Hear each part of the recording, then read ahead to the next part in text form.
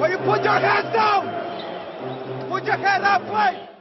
It's amazing, I'm the reason everybody fired up this evening. I'm exhausted, barely breathing. 3, 2, 1, Slovenija je evropski prvak! Slovenija je najboljša v Evropi! Slovenija je pokorila košarkarsko Evropo! Vse velikane evropske košarke! So amazing. Ali imajo bronasto medaljo, bomo izvedeli čez 7 sekund. Prekrček! Bravo! Bravo, Slovenija! Žoga sicer za Hrvate, ni časa! Bravo! Slovenija ima bron! I'm a problem that I never Tu je sedaj Ačimović, strel proti praznim vratom i gol! Ačimović, gol proti 1! Gol sredine igrišća, Mile Ačimović! To je izjemno dobitak Ačimovića! Sredine igrišća je pomagao so amazing. Vrcišča skakanice, kako daleč, bo poletel blizu svetovnega rekorda! Ali je to nov svetovni rekord Petra Prelca in zmaga? Mislim, da se bo dogodilo tisto, o čemer smo sanjali toliko časa, 250 metrov! Nov svetovni rekord Petra Prelca! So amazing, it's amazing. Živijo, Blaž, pozdravljen. Zdravo, Matej, kako? Dobro, najprej moram seveda tudi našemu gostu zaželeti lep dan, pozdravljen, Ivo, živa. Živijo. Kdo se nam je pridružil, Blaž, boš ti Ja, z nama danes prav poseben gost, bivši odlični hokejist, slovenski reprezentant, bivši Ivo Jan, še z moje strani, zdravo. Živijo. Hvala, da si se nama pridružil na temu podcastu. Danes bomo nekoliko debatirali o slovenski reprezentanci, o stanju v slovenskem hokeju, nekoliko te bova povprašala tudi o NHL ligi, ker imamo tam svojega odličnega kopitarja. Morda kmalu še koga drugega, to lahko tudi vprašava Ivota. V vsakem primeru več kot dovolj tem, namreč hokejska sezona je več ali manj po Evropi, to že zaključena, razen seveda v NHL-u, kjer pa bo trajala še kakšen mesec in pol. Svetovno prvenstvo A skupine je še. Pa svetovno prvenstvo, ja, ampak klubska Scena sezona je pa... po večini je končana, no, oziroma igrajo zadnje tekme finale. Tako da v Sloveniji smo že bili priča zaključku prvenstva, vsaj slovenski klubi so zakončali in tudi slovenska reprezentanca, pa morda lahko začnemo ravno slovensko reprezentanco, preden gremo na klubsko sceno. Ivo, morda recimo za začetek, preden gremo na to svetovno prvenstvo, pravkar končano, kjer je naša reprezentanca na zadnji tekmi po pravzaprav senzacionalnem preobratu, glede na prvi 2 tekmi, potem zapravila možnost napredovanja v elito in glede na tisti začetek je bil pravzaprav konec uspeh, ampak o tem več malce kasneje. Najprej, če se zazremo še proti olimpijskim igram v Južni Koreji in uspešnemu nastopu reprezentance, verjetno se strinjaš, Ivo, kako si ti gledal na igre naše reprezentance na olimpijskih igrah?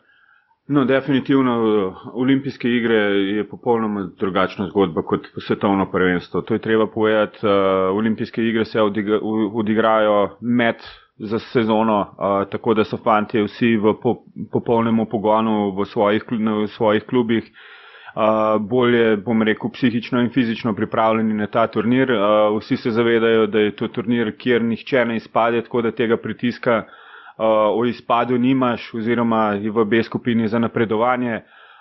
In posledično je, da so vsi fantje seveda, kot sem že dejal, psihično in fizično bolj pripravljeni, bolj sproščeni in pa seveda imajo veliko večjo motivacijo po dokazovanju kot na svetovnih prvenstvih. Recimo na olimpijskih igrah tudi prva zmaga proti ameriški reprezentanci, to je verjetno bila prvovrstna senzacija, še posebej glede na to, recimo, če primerjamo, da imajo Američani več hokejskih, pokritih hokejskih dvoran kot njih hokejistov, registriranih verjetno približno. Sigurno, mislim, da premagali smo Slovaško, premagali smo Ameriko, sicer obe 2 tekme v podaljšku oziroma Slovake po kazenskih strelih, ampak ne glede na to, mi smo osvojili 2. mesto v skupini. Blizu tudi tudi po tem boju za četrtfinale v reprezentanču kako pa poraz proti Norvežanu, misliš, da bi lahko tam... Jaz mislim, da to je bila prva tekma, kakor so si dejansko fantje zaslužili zmagati, pa so jo izgubili. Mislim, da dejansko so bili večji del tekmi boljši nasprotnik proti Norveški, glede na to, da smo bili v podrejenem položaju proti Ameriki, pa smo na koncu zmagali. Tako da nekako je kle karma odigrala tisto vlogo, ampak zelo uspešne olimpijske igre za slovensko reprezentanco. Že druge zapored, ampak kot sem že na začetku dejal, to je bistveno drugače igrati nekaj tak turnir, ki se dogaja vsake 4 leta, kot biti polno pripravljen za svetovno prvenstvo, ki mogoče je v takih situacijah kot v zadnjih letih, ko fantje mesec pa pol, kakšni tudi 2 meseca pred pričetkom svetovnega prvenstva zaključijo klubske obveznosti. V hokeju se nekje zaključijo sezone kakšen mesec, 2 prej kot morda v kakšnih drugih športih, tudi začnejo seveda prej. Ja, zaradi tega, ker se play-offi začnejo, igra se končnica in bom rekel, v veliki večini igrajo fantje v takih klubih, kjer ne pridejo zelo daleč v končnici oziroma se v končnico ne uvrstijo, tako da tukaj pridemo potem do ne v igranosti, ampak izostanku tekem, ki jih potrebuješ, da vzdržuješ svojo psihofizično pripravljenost. Ali je morda potem to, če se navežem potem na to pravkar končano svetovno prvenstvo na Madžarskem, morda to potem tudi razlog za slabši začetek, lahko reprezentance so potrebovali morda kakšno tekmo 2, ali sta bili tisti prvi 2 tekmi samo recimo temu anomalija, glede na to, da so igrali pravzaprav dobro, priložnosti še posebej proti Veliki Britaniji, mislim, da je bilo število strelih na gol razmerje močno v korist Slovenije, ampak plošček preprosto ni hotel v gol. Je bilo to razlog? Jaz mislim, da so svetovno prvenstvo začeli majhen podcenjevalno. Jaz mislim, po uspehu na olimpijskih igrah vem, da ni veliko igralcev manjkal od olimpijskih iger. Mislim, manjkal je Muršak, ki se pozna, Robar, to sta 2, ki lahko načtejem iz glave, ki sta redna. Jeglič, recimo, Jegliča pač že med olimpijado ni bilo več, tako da na Jegliča ne moramo niti računati, da njega ni bilo, kajti čakamo, kakšna bo njegova kazen. Igralec, ki bi lahko seveda, definitivno. Imamo tako majhen bazen igralcev, vsak igralec, ki igra vidno vlogo, ga je izjemno težko nadomestiti. Krat 10 v naši reprezentanci v primerjavi s kakšnimi večjimi reprezentancami, kjer seveda... Praktično s katerokoli. S katerimi reprezentancami se mi želimo primerjati, v katerikoli reprezentanci imajo manjše probleme nadomestiti takega igralca kot Jana Muršaka kot v Sloveniji. V Sloveniji ga ne moramo. Ne da ga je nemogoče, kajti jih nimamo toliko, da bi lahko rekli, da ga lahko nadomestimo. Tako da se pozna pomanjkanje igralcev oziroma odsotnost tistih nekaj ključnih igralcev, ni pa to razlog. Ti misliš, ne, hočem samo reči, da pač ni samo hokej ti šport, kjer so to problem. V končni fazi košarkarske reprezentanca je ravno na račun tega, vse reprezentance pri nas. Majhen bazen talentov in seveda posledično, in zaradi tega seveda mi pogosto podarjava to, kakšen fenomen so naši moštveni športi in morda je celo hokej izmed vseh teh naših moštvenih fenomenov, recimo medalj, ki jih ustvarjamo napram reprezentancem, ki ne samo vlagajo, ampak tisto, kar smo dejali za hokej, recimo, ki imajo tudi infrastrukturo neprimerno večjo, tudi v vseh ostalih športih lahko primerno, ampak hokej je morda, pri teh nesorazmerjih, ko govorimo o vlaganju in uspehih, potem morda celo največji fenomen, kot so dejala, 2krat zapored olimpijske igre, redno igrajo med elito in glede na ta bazen, glede na to tema, ki smo zdaj načeli, je to verjetno res izjemen fenomen. Morda, Ivo, tvoje mnenje, verjetno ti kot hokejist se zagotovo strinjaš, ampak vsekakor mislim. Se strinjam, mislim, da slovenska hokejska reprezentanca je največji fenomen v Sloveniji, kar se tiče, kar je bilo naštetega, kar se tiče infrastrukture, bazen igralcev, kajti dejansko imamo 7 dvoran, pa to je bilo povedano že kolikokrat, ampak dejansko mislim, lahko bi se definitivno zgradila še kakšna dvorana, pa mogoče ta bazen se razširil tudi na kakšne regije, ki hokej ni popularen oziroma ga ne igrajo, pa verjamem, da bi se. Jaz mislim, da ukolikor bi dobili dvorano na Dolenjskem, mislim, da Dolenjci so vedno bili za hokej, vedno so spremljali hokej, hodili so na Jesenice, hodili so v Ljubljane v tistih dobrih zlatih časih hokeja, klubskega hokeja, tako da jaz mislim, da bi se hokej tam prijel. Zelo veliki igrajo inline v Dolenjske Toplice, igrajo inline v Postojni, kjer mislim, da to bi bila lahko 2 centra, ki bi pripomogla razširitvi slovenskega hokeja, ampak dejansko zopet na koncu pridemo do tega, kdo bo investiral v samo infrastrukturo, da bi se tam kaj naredil. Ukolikor država ne pride pomagati z evropskimi sredstvi in pa njihovi sredstvi, mislim, da je to praktično nemogoče. Ja, seveda, in podatek, ki meni pogosto recimo pade v oči, ko govorimo o slovenskem hokeju, je, da recimo Hokejska zveza od države preko njihove fundacije za šport dobi manj denarja od Plesne zveze Slovenije. In seveda, ko govorimo o primerjavi recimo s kakšnim veslanjem, s kakšnim judom, takimi športi, je hokej povsem pri dnu in celo daleč pod vsemi ostalimi slovenskimi moštvenimi športi. Meni je recimo zanimivo, ker ko so tisti podcast posnela o tem financiranju, ko so potem začeli se eni vsajati, sej smučanje, veste, koliko je to drag šport in nekaj se, ampak hokej je tudi izjemno drag šport. Večina samo na starših financiranj. Ja, in recimo moj bratranc je hotel dati sina igrati hokej, ne, in enostavno se je potem premislil, ko je videl, koga bo prišla oprema, v končni fazi bil je takrat star 8 let, rasto bo praktično vsako leto ko goba po dežju in je rekel, jaz si pač enostavno tega ne morem privoščiti, da mu vsako leto kupam novo opremo. Ne, zaradi tega, ko midva govoriva o tem vlaganju, govorimo seveda o vlaganju v mlajše selekcije, v razvoj športa in v mlajše kadre. Nikoli ne govoriva o vlaganju, nekateri seveda, ko vidiva komentarje, ko govorijo tudi o košarki, nogometu, narobe razumejo, da govoriva o vlaganju v profesionalne športe. Ne, to je v domeni občin, več ali manj urejeno.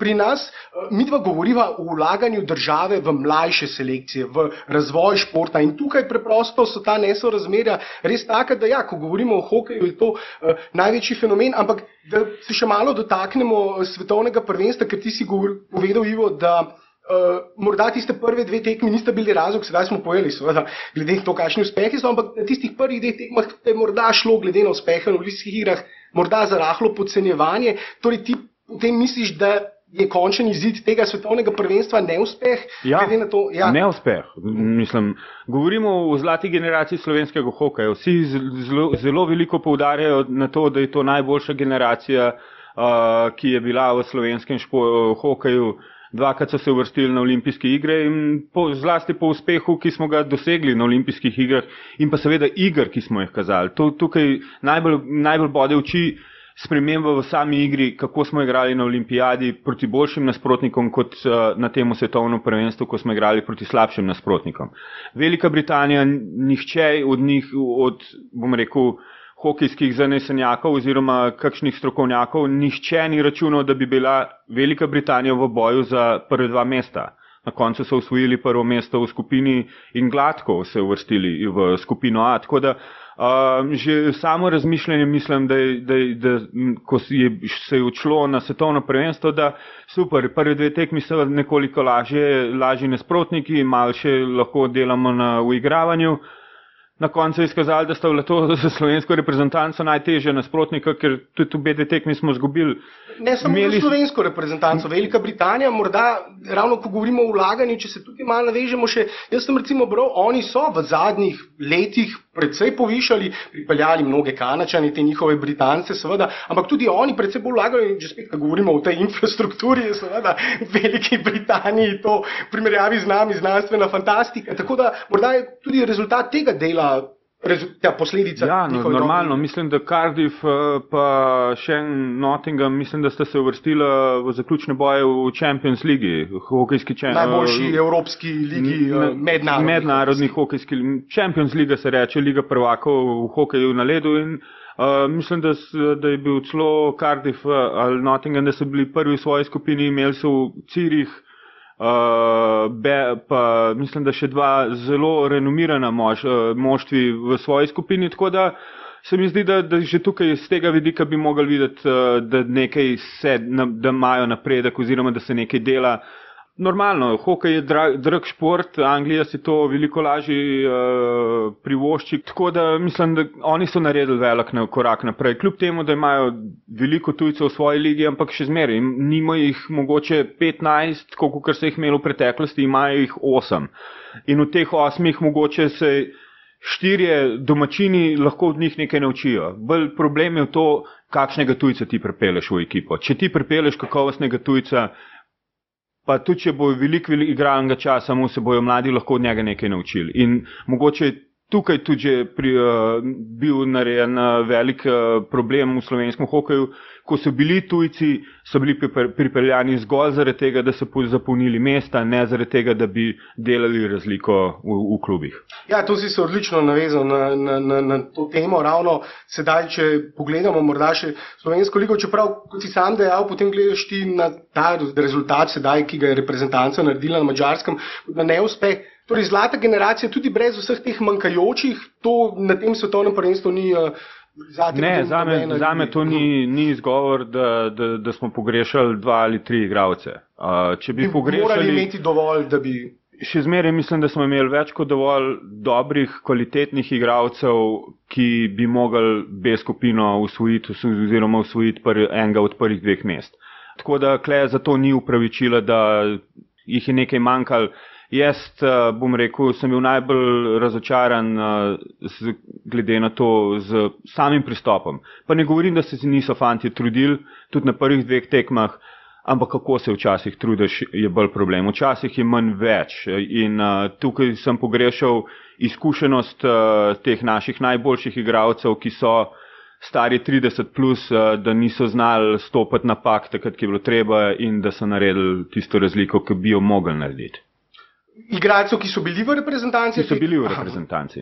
Ja, vsekakor veterani so ponovadi v vseh športih, timskih športih, tisti, od katerih se pričakuje, da povlečejo ekipo naprej v takih situacijah. Zato pripeleš izkušene igralce. V primeru, da bi rabili samo, da pridemo na svetovno prvenstvo, pa da bi rabili izgovor za to, da ne gremo v A skupino, pa zamenjaš majhen oziroma pomladiš reprezentanco veliko bolj, kot smo jo. Mi smo dejansko pripeljali enega igralca, ki je pod 20 let, vsi ostali, ki so bili letos debitanti v reprezentanci, so 26+ stari, tako da ne moremo govoriti, da so to zdaj mladi igralci. Mogoče nimajo izkušenj na svetovnih prvenstvih, niso pa to mladi igralci. Ja, vsekakor ne gre za neko prenovljeno ali pomlajeno reprezentanco. Izjemo, sedaj si omenil verjetno Drozga, eden izmed večjih slovenskih hokejskih talentov, zagotovo.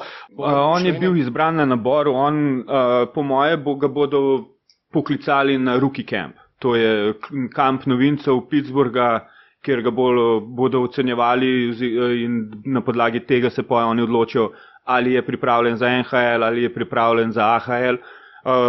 Skandinavci imajo veliko srečo, Finci, Švedi, tudi Rusi, da imajo močno domačo ligo in potem se nekako po dogovoru rečejo, v redu, ostani še eno sezono v svojem klubu, igraj članski hokej, ki je še vedno na Švedskem boljši članski hokej kot mogoče Quebec Major Junior, kjer je igral Jan Drozg. Tako da in jih pustijo potem v Evropi kakšno leto ali 2 dlje, da dozorijo in jih potem pokličejo. Ja, z izjemo NHL-a so tiste druge divizije v Ameriki manj kvalitetne kot tiste najbolj kvalitetne evropske lige in kar precej, verjetno je razlika kar precejšna. Mislim, dobro, AHL se lahko še primerja z Evropo, definitivno. Švedsko, KHL?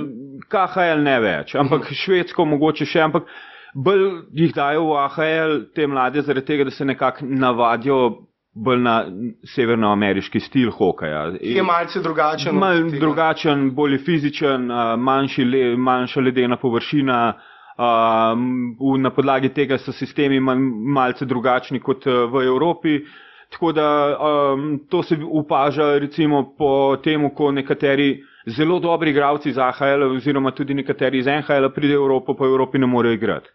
Drugačen sistem, večji let, se nekako majhen razgubijo, tako da na podlagi tega potem zadržijo v AHL-u igralce in rečejo potem, ok, ustani v AHL-u oziroma pojdi domov, da igraš mogoče proti zlasti te mlajše, recimo primer Jana Drozga, letos je igral Quebec Major Junior Hockey League.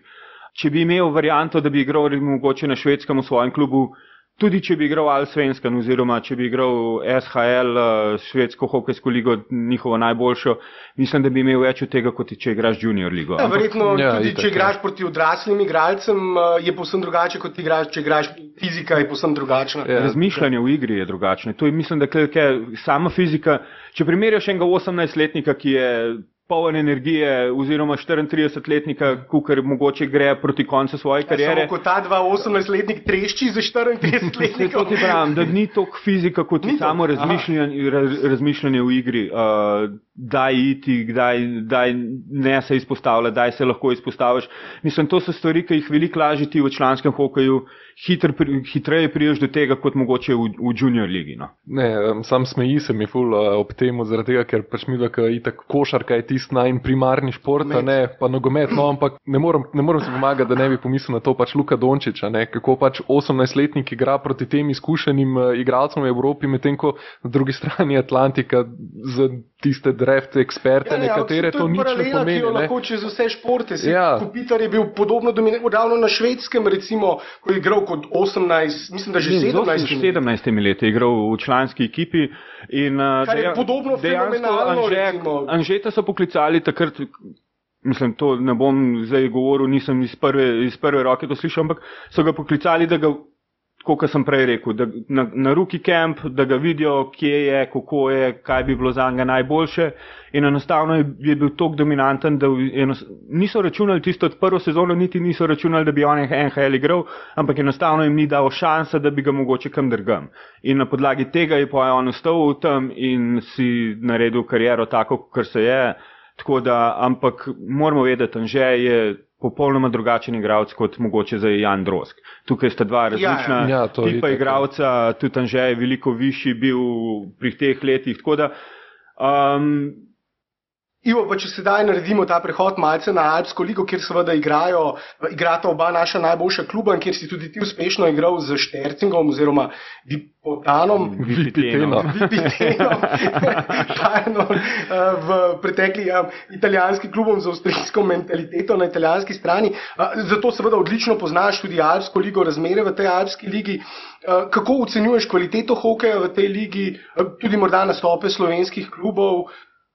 Mislim, slovenska kluba sta redni del sezone končala zelo dobro, Jeseničani so končali na 3. mestu, tako da so se nekako priborili tisti izhodiščno prvo tekmo doma v prvem krogu, v četrtfinalu, tako da kvaliteta lige, same lige je naredila zelo velik napredek od enega leta prej. Ta liga obstaja zdaj drugo leto. Zelo veliko moštov je, tako da dokaj izenačenih z izjemo zadnjih 3 ekip. Mislim, da je vsaka ekipa lahko premagala vsako, ampak treba se zavedati nekaj. To je polprofesionalna liga. Ekipe, ki so bile profesionalne, je to Asiago, Jesenice in pa Olimpija.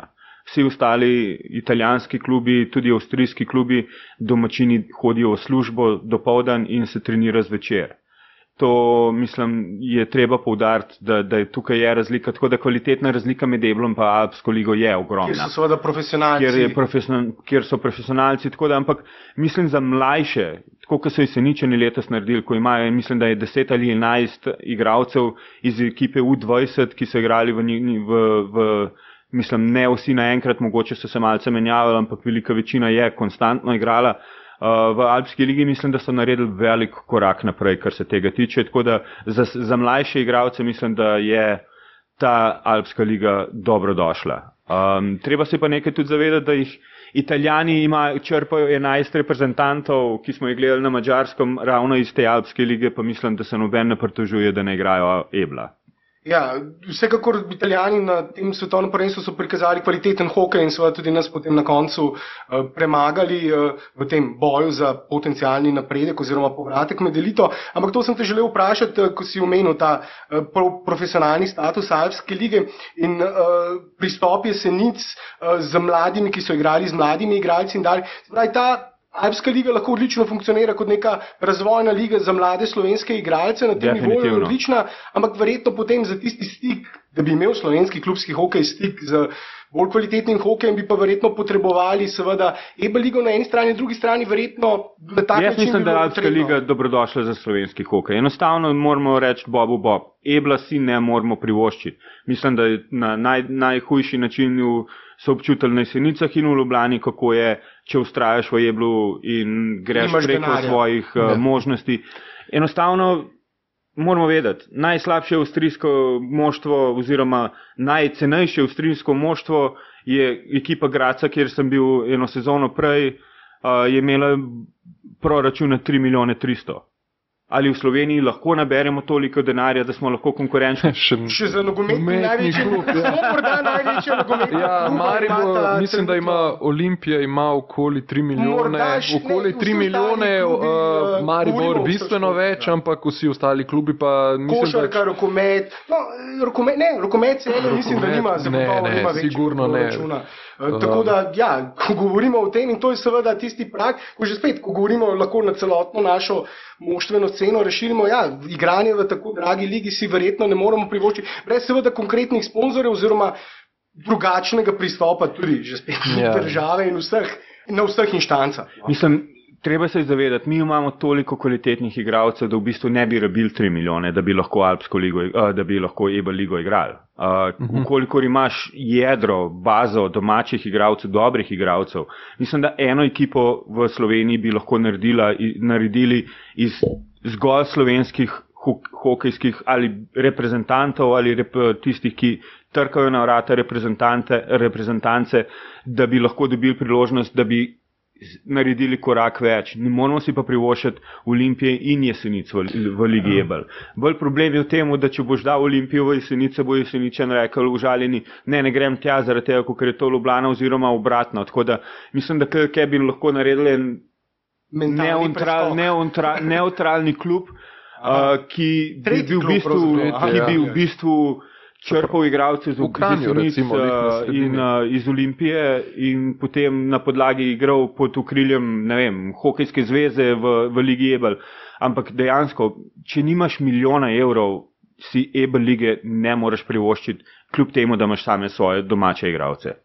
To je verjetno, ja, odlična ideja in verjetno edini način, ker nam že spet, če se navežejo, razširijo to na druge ekipne športe, enako velja recimo za košarko, povsem isto in enako velja za rokomet, recimo z mladimi igralci, pa tudi nogomet v končni fazi. Mladimi talenti. Sej samo poglej nogomet, Maribor je glavne uspehe naredil, ker takrat v tistem času, z domačimi, ampak vinta je bila v tem, da oni so takrat v tistem času pobirali vse najboljše mlade igralce, vse najboljše igralce iz slovenske lige in te igralci so jih potem pripeljali v Ligo prvakov, zdaj dvakrat in Ligo Evrope in tako naprej, zato ker takrat niso imeli konkurence, zdaj prišla Olimpija, je to malo drugače, ampak še vedno, takrat je bil glavnina so bili Slovenci, ne, iz slovenske lige in so pač skoncentrirali vse v en klub in to je bil potem na koncu rezultat. Ne. Na tako majhnem trgu, kot je Slovenija, oziroma že spet ta bazen talentov, kot je Slovenija, je preprosto to edini način.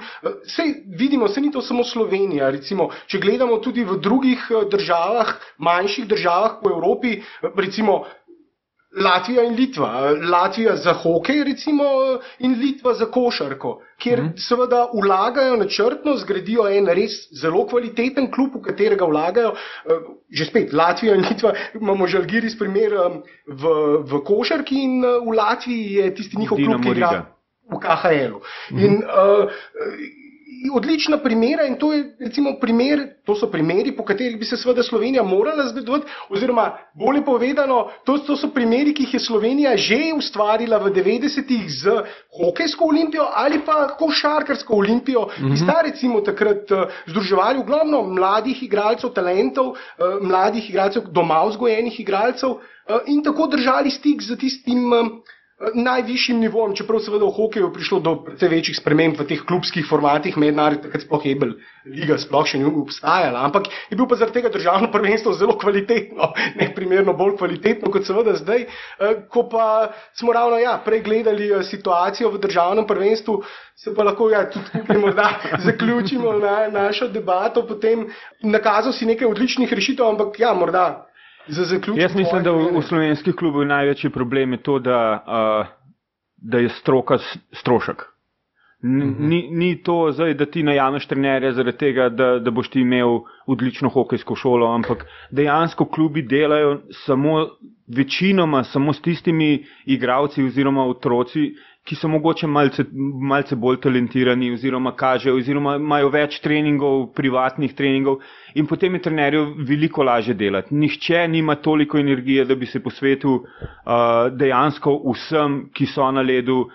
Zahteva to veliko energije, veliko vlaga svojega časa, veliko se priprav na trening, veliko individualnega dela, kljub temu, da je to večja skupina na ledu, večje število trenerjev na ledu. Mislim, veliko stvari se da narediti, da bi bil ta bazen mlajših, kakovostnejših igralcev večji, kot ga imamo sedaj. Potencial je torej še vedno ogromno. Mislim, potenciala v slovenskem hokeju je ogromno. Mislim, toliko vem, kako se v slovenskih klubih dela z mlajšimi selekcijami.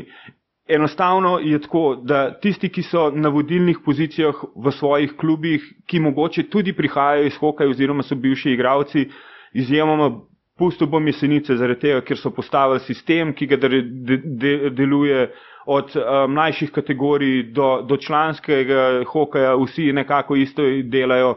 In jim je potem tudi veliko lažje prihajati iz ene selekcije v drugo, kajti nisi ti treba prilagajati na novega trenerja, točno veš, kakšna je bo tvoja naloga, kakšna je bila tvoja naloga prej, kakšna bo tvoja naloga potem sedaj. Druge je pa tako, iz selekcije v selekcije, s tem, da imaš, ne vem, mogoče, kjer sin igral v U16, grejo na tekmo pa igrajo kdaj proti igralcem v Celju, mogoče, ki so stari 9 let.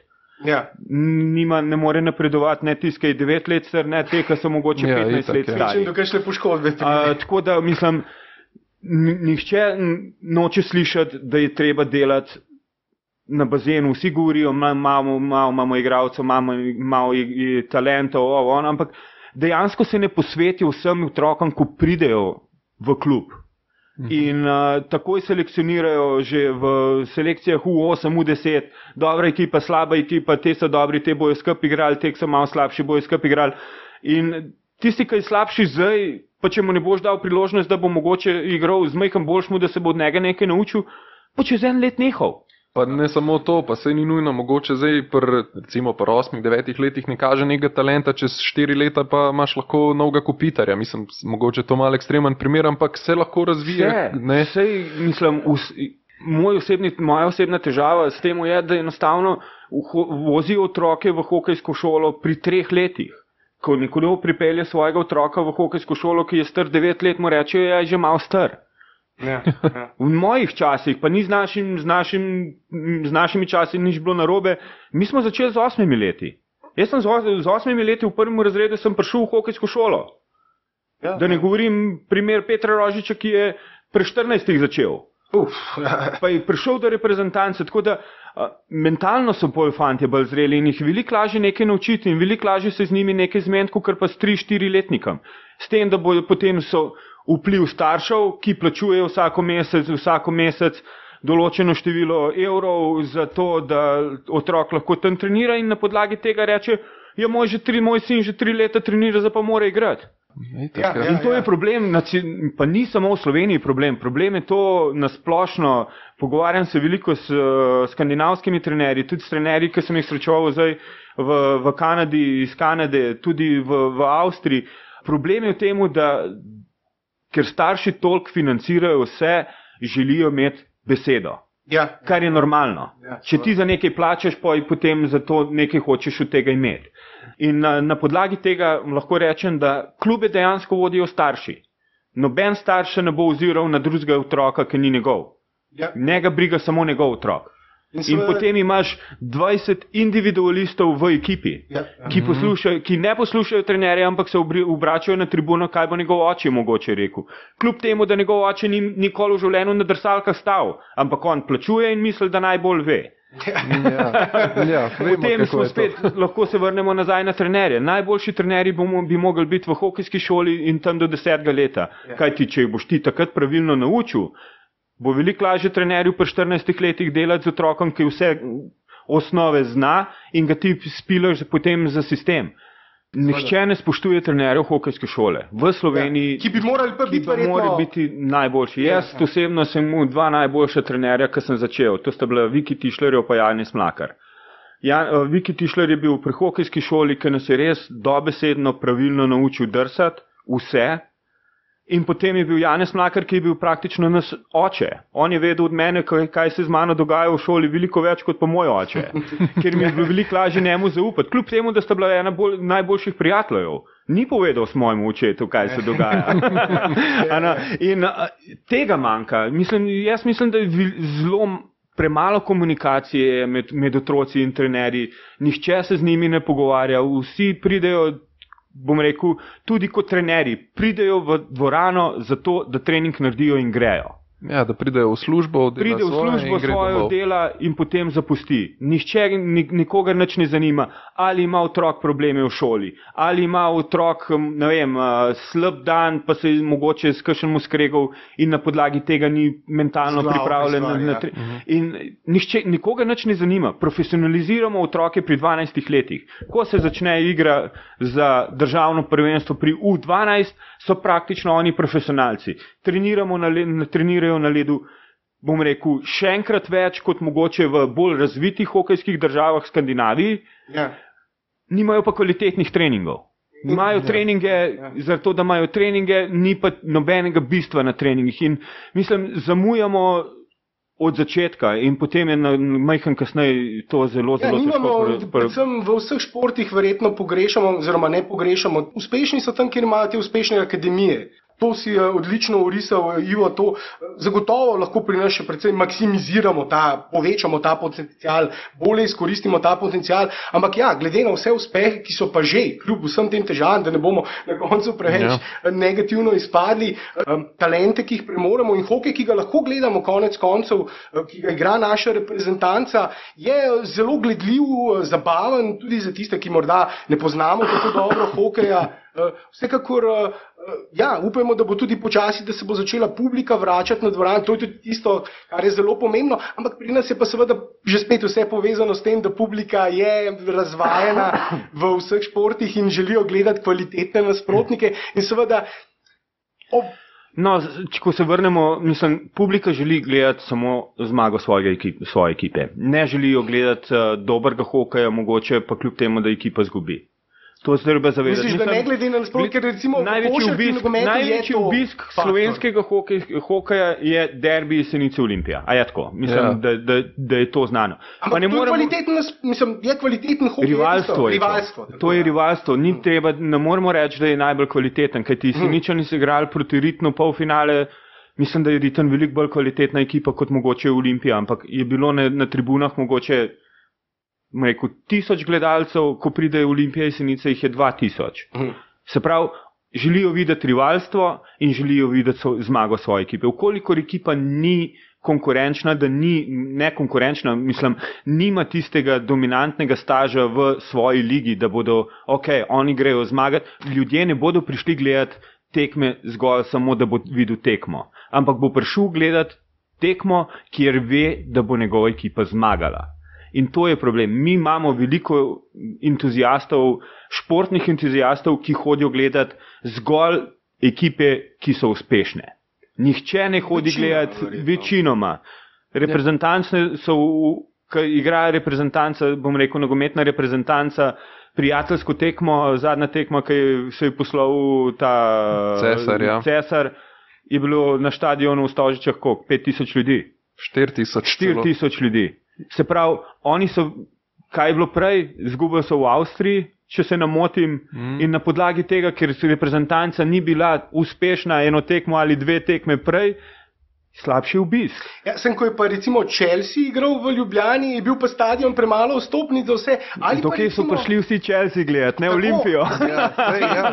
To je pa tisto, kar tudi pogrešamo in pri nas, verjetno se bo strinjal s tem domači, ker namreč tudi košarka. Edino, ko je bila arena polna, je bilo, ko je Fenerbahče gostoval na prijateljski tekmi, par dni kasneje super pokal Olimpija Krka, prazna dvorana. Zvezdniki, in to je tisto, kar verjetno tudi ti si omenil, rivalstvo, seveda Jesenice, Olimpija, ampak potem pa kar se že spet naveže. Včasih mora zvezdnika tudi umetno narediti za to, da je. Ampak te domači, to si že povedal. V Ljubljani so imeli Roberta Kristena, ki je, mislim, en najboljših vratarjev vseh časov v slovenskem hokeju, Andrej Hebar, olimpijec. Bilo je nekaj igralcev, ki so bili na meji, da bi mogoče lahko uspeli priti do reprezentance, ampak dejansko noben nič ne naredi, da bi mogoče to tržil. To je še določen aspekt, ki manjka. Mislim, zelo manjka, kar se tiče, zdaj govorimo o članskem hokeju. Tržna niša je slaba. Mislim, če gledamo, igra polfinale Jesenice Riten, 2 plakata sta bila na Jesenicah, da se dejansko to dogaja, pa še to je bilo to, sedaj gre za res, pridite nas spodbujati. Mislim, medijsko je zelo slabo pokrito, ampak včasih moraš tudi kaj tazga izsiliti, vse na koncev toliko je družbenih omrežij, da lahko... Recimo, če bi Drozg igral na Jesenicah ali Olimpiji, govorim kot samo en potencialni, recimo, zvezdnik slovenskega hokeja, to namreč poje, isto recimo, če bi recimo Dončić igral v Ljubljani košarko, v Olimpiji košarko, bo se pa sem drugačen in zaradi tega ti si pa omenil, Maribor recimo nogometni uspe zadržati nekatere zvezdnike. To je tisti klubi, ki recimo zvezdnike lahko... moraš plačati. In ustvariti in na koncu tudi, da jim daš tisto... Ni vsakič trava bolj zelena na drugi strani. Ko greš enkrat v tujino, je čist druga zgodba. Tam te ne bo noben tretiral kot super zvezdnika, ko prideš, ne vem, jaz lahko primer dan z nemške lige. Ko sem jaz takrat prišel v DL, je bilo včasih v časopisu napisano, so prepeljali Slovenca z dokaj pocen. Pa samo eno sezono, pa sem ostal 3 sezone, ampak treba je pribiti let. Na vsak način, mislim, in dejansko ni rečeno, da če boš mogoče šel z Jesenic v, bom rekel, Asiago, da boš naredil korak naprej, ker mogoče tam ne boš take vloge igral, kot jo igraš doma. Ampak noben ne spoštuje tega, kar imamo doma, ker doma ni dober, v zunaj je super, zaradi tega, ker je to tujina in se veliko bolj sliš, igram v tujini, pa lahko isto ligo igraš, ampak dejansko je pa nekaj, spoštujejo te v tujini bolj, kot pa te spoštujejo doma. In to je pa verjetno... To je pa bistvo, na koncu pridemo do tega. Ne vem, bi na tej točki zaključil. Poskušal sem narediti malo bolj optimističen zaključek cele zadeve, ampak v vsakem primeru, se smo začeli zelo optimistično in govorili o fenomenu, ki je slovenski hokej, ampak konec koncev je dobro, da malo tudi rišemo te težave, kar jaz pogosto rečem, nekateri že ne marajo tega na družbenih omrežjih, ampak moramo se malce odločiti, kaj bomo v prihodnosti želeli gledati in če bomo recimo v prihodnosti še želeli v slovenskih dresih, v dresih slovenskih reprezentanc gledati recimo Dragiče, Dončiće, Kopitarje ali pa recimo Oblake, tiste res največje zvezdnike, največjega kova, ki na koncu tudi poskrbijo za to, da se ogromno mladih upiše v določen šport. Zaradi kakšnega Kopitarja je verjetno lahko, mislim, ogromno mladih se samo zaradi njega odloči. Vprašanje, koliko se jih bo za vsak zvezdnik za sabo, ki lahko doseže na tem najvišjem nivoju, za sabo potegne tudi to ogromno mladih in to je res. Vse gre z roko v roki. Verjetno to, kar smo mogoče danes tisto pokazali, je ogromno stvari, ki se jih more povezati za to, da prideš do tistega najvišjega nivoja na ledu in izven leda, na parketu in izven parketa, na travi in izven trave. Povsod se more povezati. Jaz bi sam še za konec eno stvar vprašal. NHL, kdo bo zmagal? Ne, mislim, v NHL-u je zelo težko napovedati zmagovalce. Jaz si želim, da bi mogoče Tampa, ki mi je nekako pri srcu bolj kot druge ekipe, ampak da bi lahko rekel, glavni favoriti definitivno je spet Pittsburgh pa Nashville.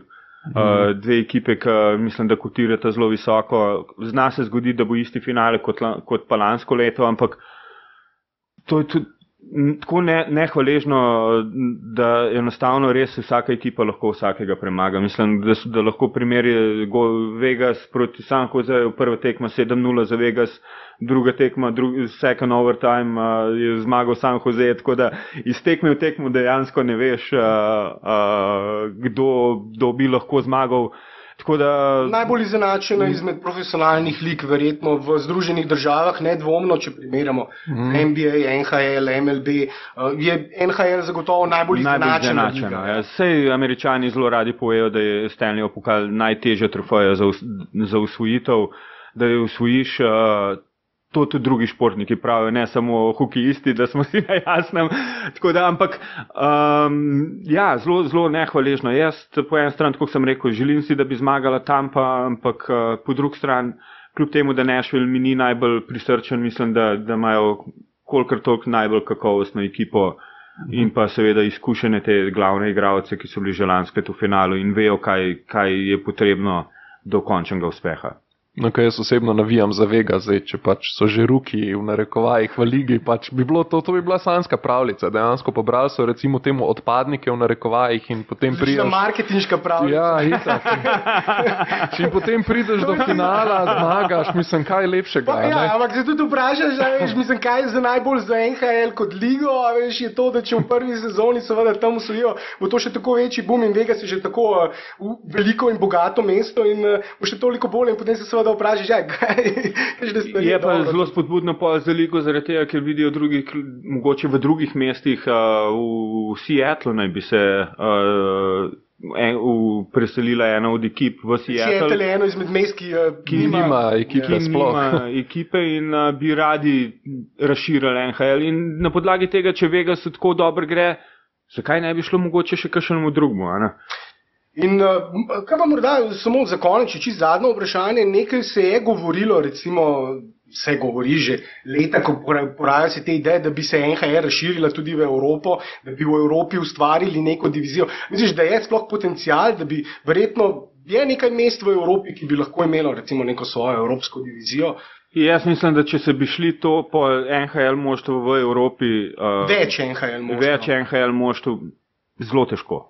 Jaz mislim, lahko se to govori že nekaj časa. Prvo kot prvo, mislim, tukaj se pogovarjamo zdaj o več milijonih dolarjev na sezono. Mislim, da razen, če vzamemo KHL, Rusijo stran, jaz ne vidim enega kluba, ki bi si lahko to privoščil. Toliko milijonov evrov, dolarjev vložiti v ekipo, kjer ni nobenega zagotovitve, da bo to uspešno. Jaz mislim, da Evropa bi mogla stopiti skupaj pa na podlagi te Champions League, mogoče še kakšno drugo tekmovanje, tako kot imajo mogoče v nogometu Champions League, pa Liga Evropa in mogoče še kaj drugega. V hokeju je ta Liga prvakov, pa mogoče je ta kontinentalen pokal, kjer ga nihče prav dobesedno resno ne jemlje, igrajo ga tiste ekipe, ki mogoče vidijo, da bi imeli oni kaj od tega, ampak načeloma zelo, zelo težko je to uskladiti, da bi najboljša moštva igrala tudi v mednarodni ligi. Švedi enostavno, ljudje nimajo interesa. Državno prvenstvo razprodano, Champions League oziroma Liga prvakov, dvorane prazne in ni tega... Ja, ni tradicije, ki pa je v drugih športih. Ja, pa v Evropi. In tukaj se že spet na to rivalstvo in tradicijo, že spet lahko navežemo Slovenija, Olimpija Jesenice, kar si odlično povedal. In ja, to je tisto, kar ja, v hokeju morda škoda. Precej fragmentacije v Evropi, kar se tiče hokeja, precej fragmentacije, različnih lig, sploh mislim, da po mojem, če bi jih šel naštevati. Ja. Država je različen nivo. Amerika recimo ima toliko ekip zdaj že, da enostavno lahko pa toliko teh manjših, nižjih lig, z katerega lahko črpajo potem igralce. V Evropi imaš ti mlajši pogon potem člansko. Ni za U20, imajo državno prvenstvo, tako kar pa kle. Ja. V Amerika je pa toliko ogromna, da imaš ti AHL, imaš East Coast, imaš Central, mislim, imaš 10 lig ali pa 6 lig profesionalnih lig pod NHL-om, kjer lahko ti črpaš to bazo igralcev. Če imaš pa ti samo mlajši pogon, pa tako, zdaj 4 tekme na teden igrati v Evropi je ogromno. V NHL-u definitivno veliko lažje kot v Evropi. Tako da jaz mislim, jaz ne verjamem, da bi bilo to v bližnji prihodnosti izvedljivo, da bi bila divizija NHL v Evropi. Ja, hočem samo reči, pa tudi organizacijsko, NHL je pač daleč predvsem in bom rekel, ta mednarodna hokejska zveza bi to nekako mogla prevzeti pod svoje okrilje, ta tekmovanja, pol bi mogoče se kaj naredili, Tako pa tudi ta Champions League, lastniki so klubi, ne? Ja, mislim, Sploh da je nima besede zraven mednarodno. Zveza, ja. Mislim, evropska, recimo temu. Tema, ja. Zvezde in njihovi funkcionarji so pa tudi svet zase in včasih. Pa ne samo v hokeju, mislim, da je povsod. Pogosto te funkcionarji naredijo več škode športu, ki ga zastopajo, kot pa obratno. Nažalost, ja, je tako v vseh športih in ravno te funkcionarji dosti pogosto tudi preveč denarja gre v njihove žepe, namesto v žepe tistih igralcev, trenerjev in vseh, ki bi si seveda to zaslužili. Ja, Ivo, kot sem že dejal, najlepša hvala, da si se vzel čas. Res hvala. Res podrobna debata in upam, da bodo tudi poslušalci zadovoljni s to debato. Vsi komentarji, morda Blaž samo za konec, kje kraji, kjer lahko pustijo komentarje, ne dosežejo in vse na hitro, če še omeniš to. Ja, prvo kot prvo, naročite se na najin YouTube kanal, tam od spodaj kliknete tisto naroči se ali pa subscribe, sam sekundico traja, drugač pa NBA Slovenija, Facebook, spletna stran sportinfo.si, ki bo zdaj zaživela v roku 3, 4, 5 dni, potem pa seveda Twitter sportinfo.si, @sportinfo.si, SoundCloud seveda tudi sportinfo.si, vse je sportinfo.si, tako da posod nas najdete in posod se naročite na najine kanale, namreč tako boste vsak podcast, vsako vsebino dobili prvi, izvedeli takoj, kdaj bo na voljo. Pogosto na Facebooku dobivajo vprašanja, kjer pa imava zadnje čase precej težav, katerih so pa že spregovorila, ampak ja, tiste druge platforme so precej bolj pomembne in vas seveda vabiva, da se tam naročite na najine kanale in nas všečkate. Ja, to je to. Lepo zdrav, Ivo, živa. Hvala, dio. Živa.